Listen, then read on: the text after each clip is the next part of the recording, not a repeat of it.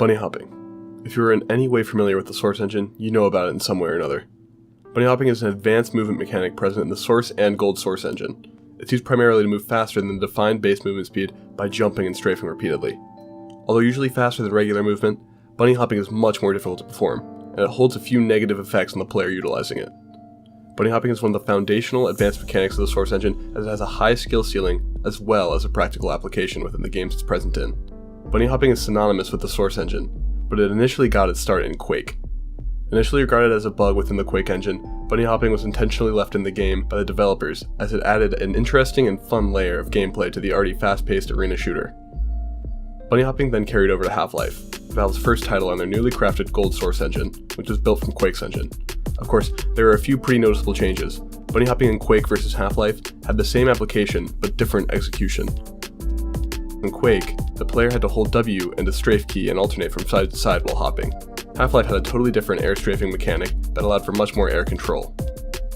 As explained in my air strafing video, when the player presses a movement key while in the air, movement units are applied in the direction of the key press. This is called air acceleration. Without it, players would have no directional influence in the air. By pressing the left or right movement key while dragging the mouse in the same direction, these applied movement speeds are redirected in an arc. On its own, air strafing can allow the player to gain speed and distance not possible with conventional movement. All of this is due to the manipulation of Source's air acceleration system.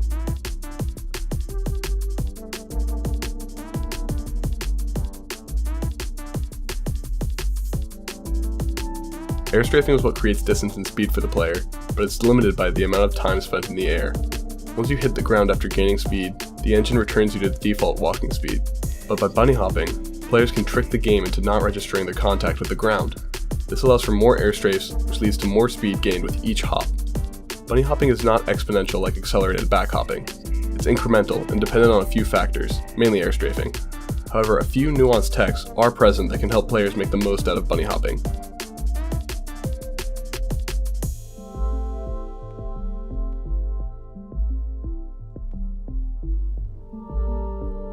Bunny hopping is conventionally performed by binding the scroll wheel to jump. Doing this reduces the timing window for performing a bunny hop by enabling the player to perform multiple rapid jump inputs in a brief amount of time. In some games, bunny hopping is disabled or nerfed to differing amounts of success. In all Counter-Strikes, the player is slowed down after a single jump. This can be bypassed with perfect bunny hopping, but even then is usually limited to a speed cap. In pre-Orange Box Half-Life 2, bunny hopping is enabled with no constraints. This was later patched in the Orange Box update, and led to the creation of accelerated back hopping, something I went over in my ABH Explained video. Bunny hopping exists to an extent in almost every Source game. The practicality of it coupled with air strafing has lots of utility that adds an entirely separate skill ceiling to the games it's in. However, it's a dying breed of movement, which is a shame as it's a fun, simple, and addictive mechanic many players have grown to love. The only popular game bunny hopping currently lives on in is CSGO. However, even then, its speed is limited for gameplay and balance purposes. It's also kept alive through custom bunny hopping game modes in games like CSGO and Gary's Mod, where an impressive community has flourished. Bunny hopping is an intuitive mechanic that rewards execution and application. It's disappointing to see a lack of advanced movement-based mechanics in gaming nowadays though.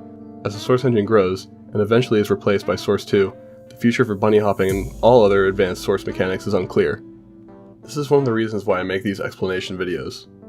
I want to elaborate on the mechanics and show their applications in the games they're in, as well as explain the reasons why they're so great in the first place.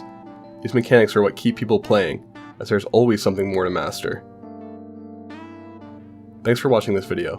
My last video is on air strafing, and my next video will be on surfing.